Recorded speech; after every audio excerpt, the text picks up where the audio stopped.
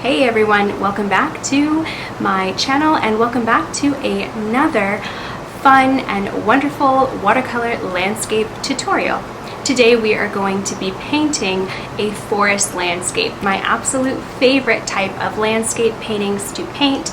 I love, love, love trees and I love to paint trees. So we'll be using 4 different colors today and having lighter and darker colors of the greens will really bring out the richness of the dense layers of trees. So I hope you enjoy this tutorial and let me know what I can do better, what you'd like to see in future videos, and I am so pleased that you are here. Let's go ahead and get started. Watercolor brushes I'll be using today is a size 12 snap brush to mix my paints, and the Velvet Touch by Princeton in a size 4, and the round brush Heritage size 6. You can see the nice point on that Velvet Touch. I love those for trees. I have my watercolor palette here that I'm going to spray down. I like to saturate it, really soak those colors, even the colors that I don't necessarily use.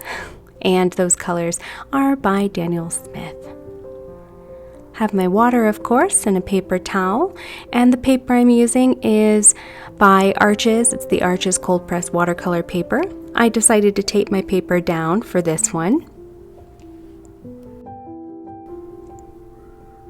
And the colors I'm going to be using today are the Perylene Green and a deep sap green. I'm pointing to the wrong one, that's just sap green, but the ones to the right of it are the ones that I'll be using. And then I'm also going to pull for the sky Payne's Gray, and then as I want to darken the trees even darker, I'm going to use the Lunar Black. I'm using my new spray bottle that I really love to soak my paper, and then I'm going to go ahead and take a brush and smooth that water out, making sure I don't have any pools.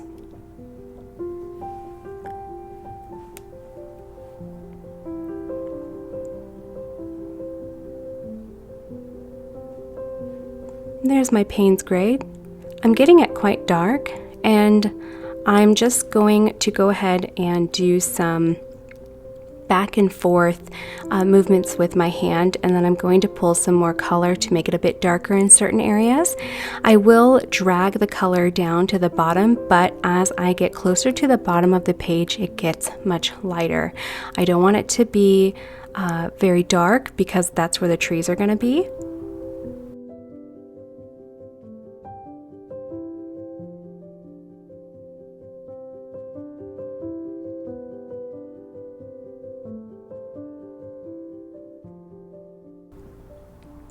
You can see that I have tilted my paper up, and that's just to have it flow and transition quite nicely.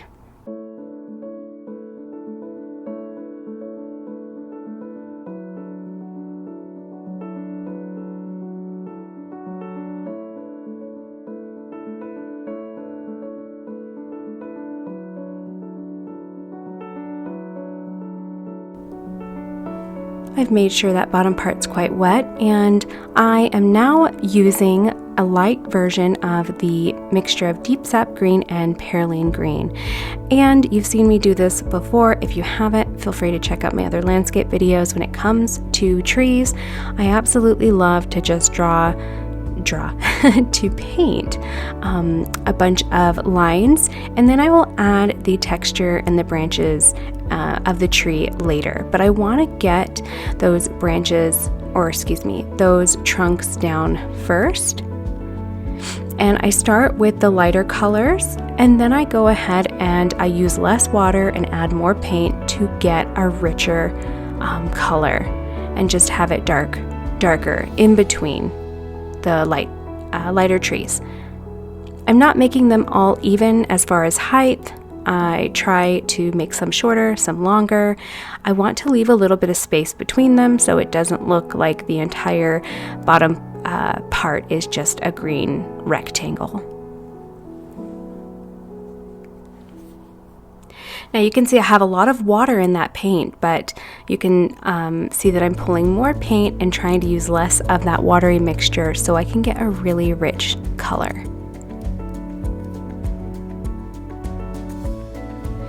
Now at this point, I wish I had switched brushes because this one holds too much water, and you can see that some of the trunks are just a bit too wide for my liking. I'd rather have them skinnier. So if you end up doing this or paint along with me, try a smaller brush with a more pointed tip and you should be able to get finer lines.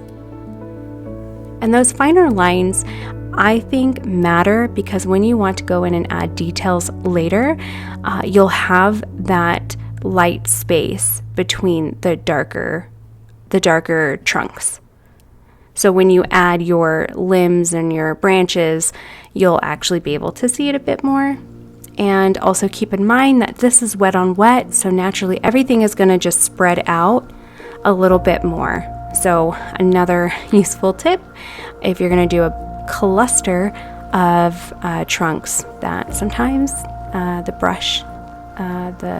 tip of the brush will matter. So when it comes to these videos, if you haven't can already tell that the voiceover is the hardest for me. I will get there, I will get better, so bear with me. For some reason, I get so stuck on my words trying to explain what I'm doing, but I will get better.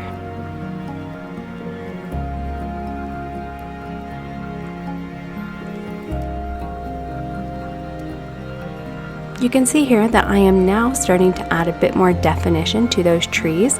Now, when it comes to my branches, my limbs of the tree, I just make swooping motions and I am letting the wetness of the paper do the work for me. So that's quite a nice trick, is that if your paper is already wet, when you add those branches, they will naturally feather out. So now what that will do, as well as when it dries, it's going to be much lighter, which I will show you when I'm done adding this layer of darker trees, what will happen when it dries. So many layers to this type of landscape, but I think it is absolutely beautiful when you take the time and you do all of the layers that are required. Another thing you'll see me do is I will just take some of that dark pigment and I just kind of, place it in blotches all across the bottom part of the paper. And what that's gonna do, what I personally like, is it kind of gives the illusion of could be some branches, could be some bushes, but when you have the darker parts to the lighter parts, it's gonna dry and really look like there's something there, but you can't quite tell what it is.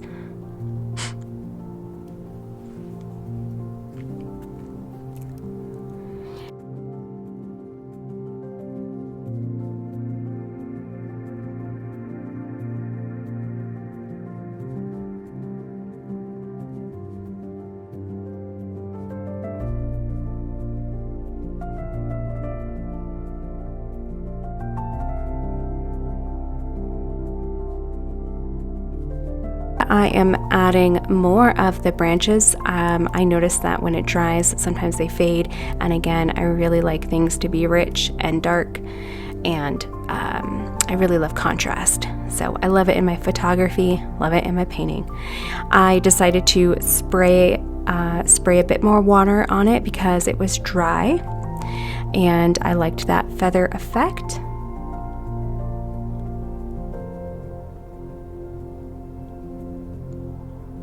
It is easy to overwork the paint when you're doing this many layers and when everything is so wet, so definitely keep that in mind. I always overwork my paintings. I cannot seem to not do that. It is slightly frustrating, but for some reason I can't stop. I just have to keep going and keep adding, and yes, so I am working on that. So if you overwork your painting, I do it too.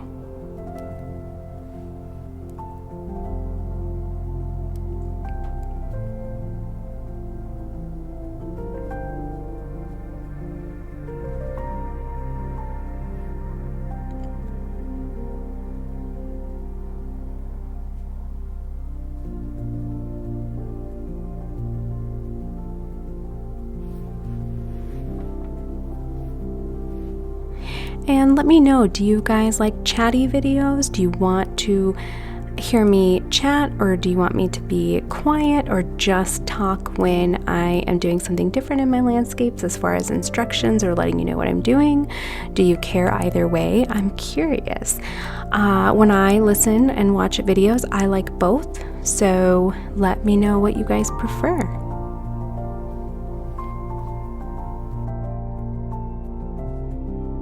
All right, so now here's a close-up of when it is dried, and you can see those darker areas of the branches, and I think it looks beautiful. So I am now pulling my lunar black to make the green even darker.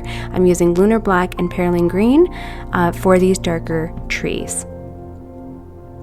Now I am adding the first couple of trees on a dry surface just so you can see, but I will eventually spray it down again so I can have that water work the paint for me. For some reason, when I have trees that start at the bottom and I want them to be the main focal point, I always start the branches from the base up. But if you notice, the other trees that I did, I started from the top and then worked my way down.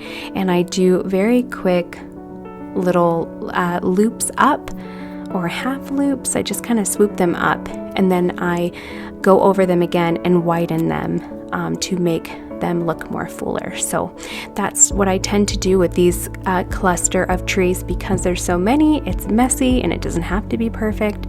As long as you see the idea of what they are, then that's good enough for me.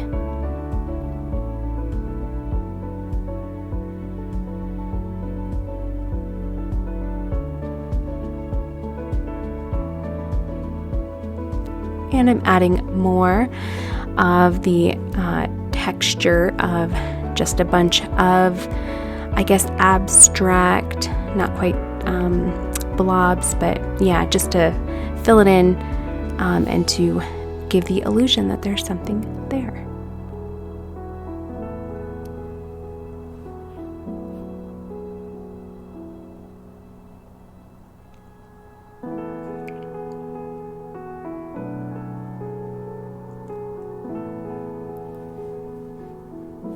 And you'll also notice that when I do landscapes, I'm all over the place. I don't really work from the center outward. I don't work from the left to right or right to the left.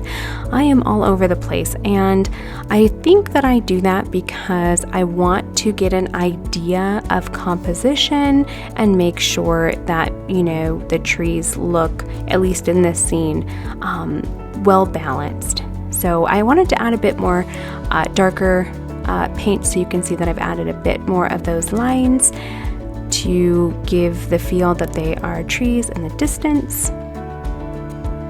And you may find that the work you already did, you go over it with darker paint.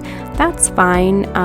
Not every area is going to be filled with your darker trees, but when it dries, you'll still be able to see some of that background coming through.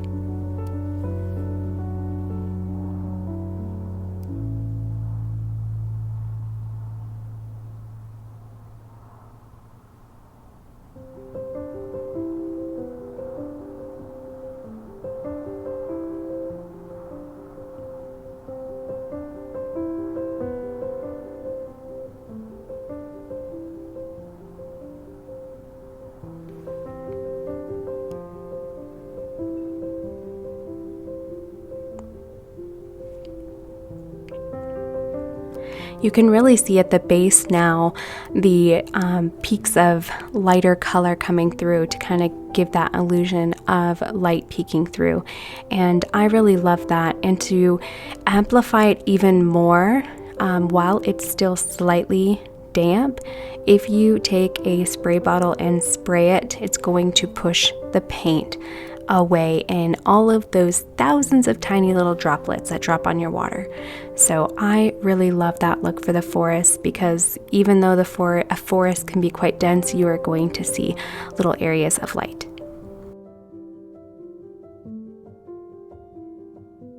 I was taking the tape off and realized I wanted to dry it before I completely removed the tape so it wouldn't warp upwards on me. So you'll see me put the tape back, and I'm going to go ahead and dry it and show you what it looks like when it's dried. There we go. So because we added so many layers, the painting looks quite similar to when it was wet, which is awesome because we all know with watercolor the final image can look very, very light. So I like the dark, rich tones, so I hope you do too, and let me know if you end up doing this one. Here's another example where I made it a little bit lighter and I used a smaller, thinner brush to make the trees smaller and thinner. So thank you for watching today's video. If you want more landscape, go ahead and check the one out below and stay tuned for my next video. All right, be sure to like and subscribe, and I'll see you next time. Bye, guys.